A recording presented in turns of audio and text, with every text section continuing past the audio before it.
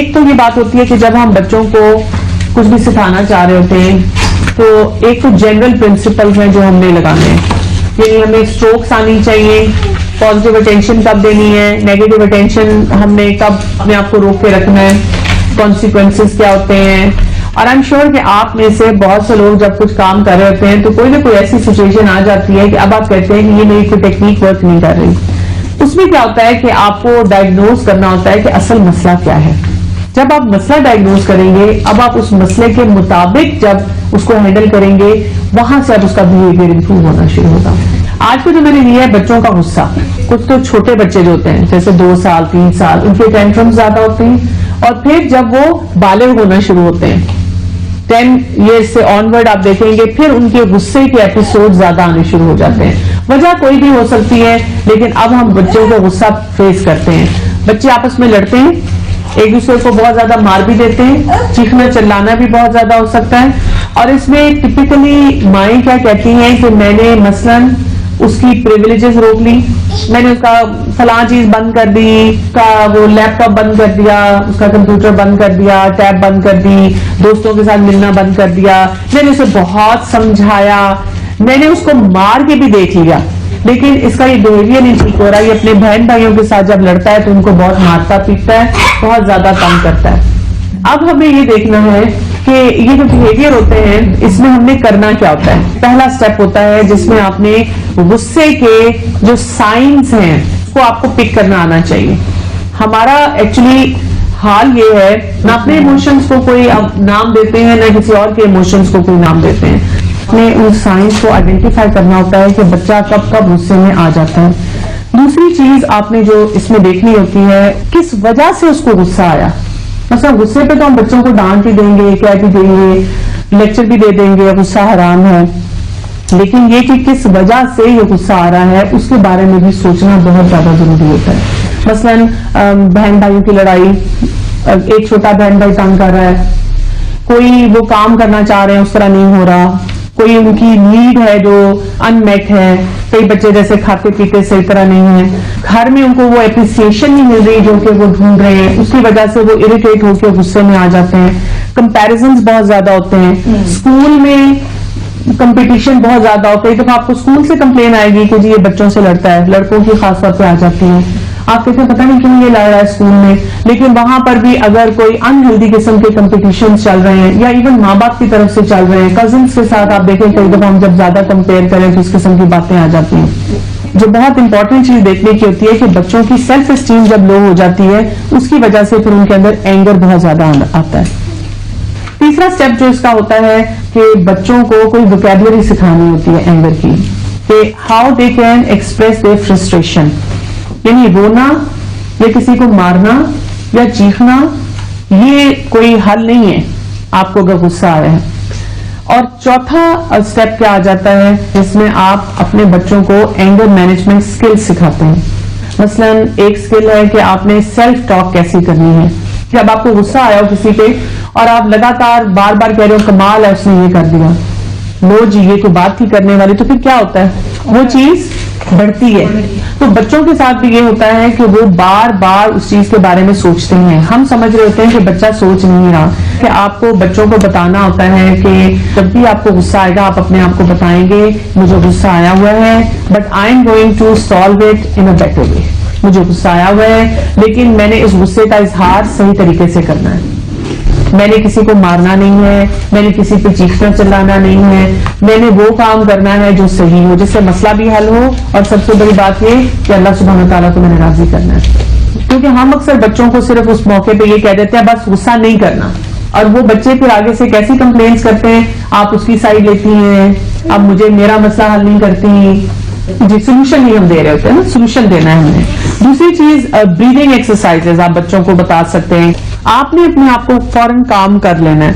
माँ जो होती है उससे ज्यादा चीखना शुरू कर देती है, क्या हो गया है, क्यों ये कर रहे हो। एक डीप ब्रीथनेस, 2-3 दफा लंबे लंबे सांस लें, खामोश हो, चलो अब हम इस मसले को कुछ हल करते हैं। तीसरी चीज आप बच्चों को काउंटिंग दे दें, फॉरवर्ड बैकवर्ड। और आपको पता है कि इसमें होता क्या है कि एक इमोशनल ब्रेन होता है हमारा, और एक हमारा होता है इंटेलिजेंट ब्रेन जो सोचने वाला ब्रेन है। गुस्सा हमें आता है तो हमारा इमोशनल ब्रेन हमें ज्यादा हाइट दे देता है, उस वक्त ये काम करना होता है कि हमने अपने इमोशनल ब्रेन को डाइवर्ट करना होता है अपने इंटेलिजेंट ब्रेन की तरफ, थिंकिंग ब्रेन की तरफ। तो जब आप कोई भी कैलकुलेशन करने लग जाते हैं तो उससे क्या होता है कि आपका दिमाग उसकी तरफ चला जाता है। जब हम दुआएं पढ़ना शुरू कर देते हैं तो वो भी क्या करता है कि आपके इमोशंस को सेटल कर देता है। 10 तक अगर वो काउंट, छोटा बच्चा है तो 10 तक काउंट करें, बड़ा बच्चा है तो बैकवर्ड काउंट करवाएं। पांचवी चीज जो करने की होती है वो है कि बच्चों को आप टाइम आउट सिखाते हैं। आप उनको बताते हैं कि कुछ जगहों पे हम फिजिकल टाइम आउट करते हैं, कुछ जगहों पर हम इमोशनल टाइम आउट करते हैं। ये टाइम आउट क्या होता है? फिजिकल टाइम आउट क्या है? आप उस जगह से चले जाते हैं। आप मसलन कहते हैं कि मुझे बहुत गुस्सा आ रहा है, मैं आपसे इसके बारे में बाद में बात करूं, I need to leave the place. ये यूजुअली आप वहां कर सकते हैं जहां आपकी खुद अथॉरिटी होती है या बच्चे में इतना कॉन्फिडेंस है, मतलब बच्चा टीचर के सामने स्कूल में नहीं कर सकता। हाँ, फ्रेंड्स के साथ ब्रेक में कर सकता है कि अगर कोई बच्चा तंग कर रहा है तो अपने आप को वहां से हटा दे, दूसरी तरफ चला जाए। इमोशनल टाइम आउट तब होता है जब आप किसी को कुछ कह नहीं सकते, यानी आपसे कोई बड़ा होता है, अब आप वहां से हिल नहीं सकते उस जगह से, तो अब आप क्या करते हैं, वहां पे इमोशनली अपने आप को कंट्रोल करते हैं कि मैंने यहाँ जवाब नहीं देना। ये आप जितनी दफा सिखाते जाएंगे बच्चों से गलतियां होंगी लेकिन वो सीख लेंगे।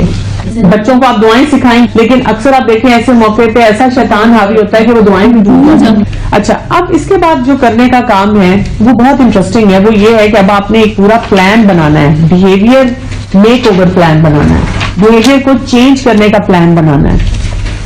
और ये आप जैसे अपने बच्चे के लिए वो भी कर सकते हैं, और अगर कोई और आपसे पूछ रहा है ना तो ये 5 स्टेप बताने के बाद अब आप उनको प्लानिंग बताएंगे। क्योंकि हमारे पास अक्सर मदर्स आती हैं, वो थोड़ी सी बात सुनती हैं, वो चली जाती हैं, वो कहती हैं बहुत अच्छा इन्होंने मशवरा दिया, अब वो 2 दिन के बाद थक जाती हैं, वो कहती है ये तो वर्क नहीं कर रहा, इसका तो फायदा नहीं हो रहा, इससे तो मुझे कोई चीज हासिल नहीं हो रही। उसको कैसे फिक्स किया जाएगा? सबसे पहले आपने पेरेंट को बताना है या पूछना है, जो भी पेरेंट हो, कि अच्छा मेरा बच्चा गुस्सा करता है तो मैं कैसे गुस्सा करती हूँ, क्योंकि सबसे पहली चीज तो रोल मॉडलिंग से जा रही है। अगर हम चीख रहे हैं, चिल्ला रहे हैं, उस टाइम पे प्रॉब्लम सॉल्व नहीं करते, हो नहीं सकता कि हमारा बच्चा उससे डिफरेंट बिहेव करे। उसका पहला बिहेवियर तो आएगा ही हमारे जैसा। ज्यादातर मदर्स होती हैं वो अपने हस्बैंड को ब्लेम करती हैं, ससुराल वालों को ब्लेम करती हैं, और कहती हैं दरअसल फिर मुझे तो गुस्सा आना ही होता है, अपने आप को बड़ी जिम्मा कर लेती हैं। तो अब वो कहेंगी देखिए मेरा तो कोई फिर कंट्रोल नहीं ना, मसलन जी अगर इसकी दादी करती है, इसके फादर करते हैं, इसके कोई चाचा करते हैं, अब वो चीख रहे हैं तो मैं उनको तो नहीं रोक सकती ना, तो बच्चा तो मेरा सीखेगा। तो उस पर आप क्या बताएंगी कि नहीं, आपका बच्चा आपके बिहेवियर से सीखेगा। आपका बच्चा ये सीखेगा कि जब कोई और गुस्सा कर रहा है तो मां क्या कर रही है, क्या आप ये 5 स्टेप्स करती हैं इससे? और दूसरा ये कि आप उस वक्त प्रॉब्लम सॉल्व कैसे करती हैं, और तीसरा ये कि फिर आप बच्चे की काउंसलिंग कैसे करती हैं। आपने उनको बताना है कि आप बहुत बच्चे को ऑब्जर्व किया करें कि आपका बच्चा अपने गुस्से को कहां कहां कब कब कंट्रोल करता है, कहां कर पाता है, कहां नहीं कर पाता है। फिर उनसे कहें कि जब आप अपने बच्चे को सिखाना शुरू करेंगी तो आप ये नोट करेंगी अपने पास किसी डायरी में कि वो मसलन 1 हफ्ते में कितनी दफा गुस्सा करता है, कितनी देर का एपिसोड होता है उसका। ये भी आप देखेंगी कि गुस्से की इंटेंसिटी कितनी डिफरेंट होती है, क्या चीजें थी जिनकी वजह से वो कंट्रोल हुआ। आप अपने बच्चे के उन साइंस को आइडेंटिफाई करेंगी कि अब गुस्सा होने लगा है। मसलन हम बहुत कॉमनली अपने घरों में कहते हैं, जब बच्चे खेलते हैं ना आपस में कजन्स, तो 2 घंटे तो अच्छे खेलेंगे, उसके बाद क्या होगा, लड़ाई होनी ही होनी है। मतलब पेरेंट्स को पता होना चाहिए किन किन सिचुएशंस में लड़ाई हो सकती है। आपने ये भी देखना है कि कौन कौन से वो पोटेंशियल सोर्सेज हैं या वो चीजें जिसकी वजह से उसको गुस्सा आता है, उसको भी कम करना है। बहुत सी माओं का मसला ये है कि वो बड़े बच्चे को बड़ा बना देती है, चाहे वो 6 साल का हो, और जो 3 साल का बच्चा है उसकी हर बात मानी जाती है, या कोई एक फेवरेट बच्चा होता है उसकी सब बातें मानी जाती हैं, और एक को कुर्बानी का बकरा बना दिया जाता है। जेंडर डिफरेंस भी हो सकता है कि बहनों को कहा जाए कि बेटियों को भी तुम लोगों को तो चुप ही रहना चाहिए, बेटे को हम ज्यादा एक्सप्रेशन सिखा देते हैं। आप 1 हफ्ते के लिए लिख के लाएं कि किन किन चीजों पे इसने गुस्सा किया, आपके सामने ब्लैक एंड व्हाइट आ जाता है। या आपका बच्चा एक 7 साल का, 8 साल का, एक छोटा बच्चा है वो बड़े बहन भाई की कॉपी पे कुछ लिख देता है, तो आप बड़े बच्चे को पहले से ही ट्रेन करेंगे कि वो अपनी चीजें संभाल के रखें। कजन्स हैं, उनकी लड़ाई होती है, उसको गुस्सा आता है, आप कजन के आने से पहले बता देंगे कि आपकी जो जो चीजें इंपॉर्टेंट है, जो आप शेयर नहीं करना चाहते, आप उठा के पहले रख देंगे। तो ये देखना है इनमें से कौन सी चीजें जो हम हटा सकते हैं, दूर कर सकते हैं, कौन सी ऐसी चीजें जिससे बच्चों को डील करना सिखाना है। तो बच्चों की वोकैबुलरी पे बहुत वर्क करना है। एक चीज हेल्प करती है, अगर आप अपना कोई उस एज का बचपन का वाकया सुनाएं कि मेरे साथ भी यही हुआ था, this is what I tell, वो फौरन रिलेट करते हैं उसी तरह। बिल्कुल बिल्कुल। फीलिंग्स वाली बात है, मैंने पिंटरेस्ट पर से यही लिखा था कि बच्चों की एक्सप्रेस कैसे करते हैं, कि वहाँ पे ना बच्चों के इमोशंस का चार्ट मिल जाता है, जिसमें स्माइली बना हुआ या सैड बना हुआ है, नंबर पे लगाया हुआ। बच्चों को मैंने भी सिर्फ 2 फीलिंग सिखाई है, तो उन्होंने कहा कि pick up your feeling from here, तो pick up when they say I feel sad right now. तो मतलब फीलिंग चार्ट्स होते हैं, उनको आप यूज कर सकते हैं, उससे बच्चों को समझ आ जाती है कि हम अपनी वोकैबुलरी कैसे डेवलप करें।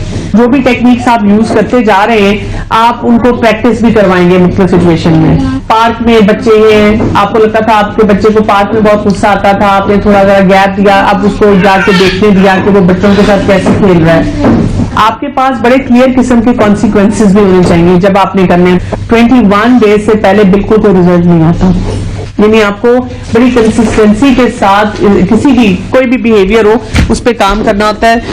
मेरे बच्चे को किसी ने स्लैप किया और ठीक ठाक किया, उसकी यहाँ पे ना फिंगर्स आ गए, तो मैं कहा क्या हुआ, किसने मारा, तो कहते हैं वो एक बच्चा मुझे मार के भाग गया।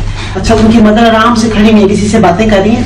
मैंने उसको बताया, मैं कहीं देखो इसको संभालो, देखो, कहते कोई बात नहीं, उससे कोई इसको भी मार देगा।